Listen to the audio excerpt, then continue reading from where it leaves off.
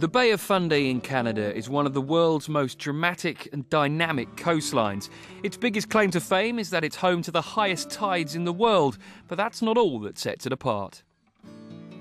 The bay stretches for 170 miles along Canada's Atlantic coast.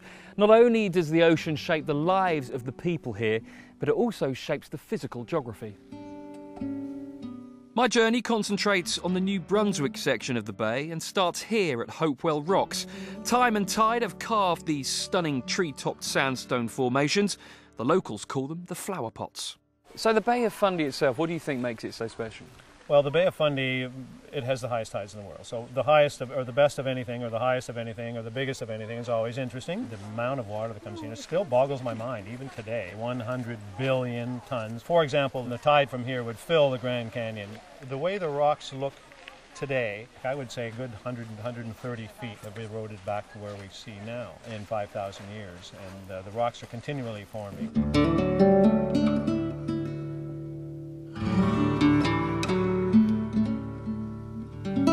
We're here at Daniel's Flats, and this is where the tide goes out 11 kilometres. That's pretty impressive, isn't it? 11 kilometres is phenomenal. There's an island out there that you see. It's called Grindstone Island, and that island is 11 kilometres from here.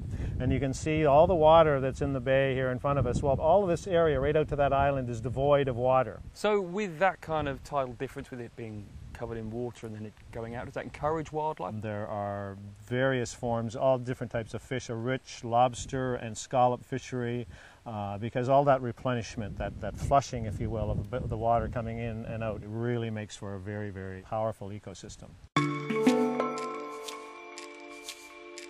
Over the years, those rich fishing grounds have been a cornerstone of the Bay of Fundy economy. Nowadays, on Grand Manan Island, you can take to the water and see how that's changed. It's like paddling through history. This area here is a National Historic Site with the idea of preserving the old smoked herring industry that was around a number of years ago. It's a collection of sheds that were used to kind of smoke herring back in the day to be used as a product to sell. It was a big export here for Grand Manan. So buildings like this that you're looking at right here in front of us, that's an old boning shed, and that's where they would take the herring and they'd process it, and then they'd take it, and then the buildings behind us there with the little kind of tea roof on there, they'd smoke the herring there. Sea kayaking is a very unobtrusive, very kind of close to nature kind of experience. You can get out there, you're sitting in the water, you're experiencing everything that's around you. It's just a great way of experiencing the island. The place at the moment really does have an eerie quality to it. You've got the fog that's descended on us, allied to the dilapidated empty fisherman sheds over there, and you could almost be forgiven for thinking that you're in an episode of Scooby-Doo. I'm off to find those pesky kids. Grand Manan is by far one of the most unique places to go. It's still got that very natural kind of remote feeling to it all. If you want to come and experience nature, then Grand Manan is the place. And if you do want to test out that claim, just remember that you're going to need a bigger boat.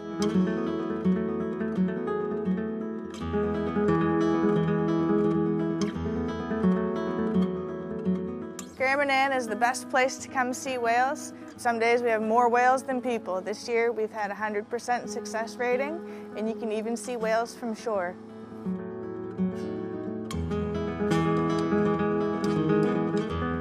What attracts the whales is food. Because of the inflow and outflow of the Bay of Fundy, we get a counter current that runs through there, and it helps to accumulate plankton that the right whales specifically think are tasty. We try to always spend at least an hour with the whales, and if they're closer to home, then we get lucky and we can spend more time. Our most common whale is the rare North Atlantic right whale. It's kind of ironic to have most of our sightings the rarest whale in the world. We also see humpbacks, finback whales, and a lot of different minke whales. What a privilege, eh? Getting to see that, and very exciting as well, because there's always that nagging doubt in the back of your mind that you might not get to see anything, and then suddenly, out of nowhere, well, we probably had about a dozen so far. In the last 10 years, we've had a huge baby boom. And now I see calves that I saw in my first couple years whale watched, and they're grandmothers now. So that's kind of neat. Ask most Brits where the Bay of Fundy is on a map and they'll probably have trouble locating it, but it's well worth finding it and then getting over here. I've only seen a small slice of what it has to offer and it's been truly breathtaking, and I can't wait to come back.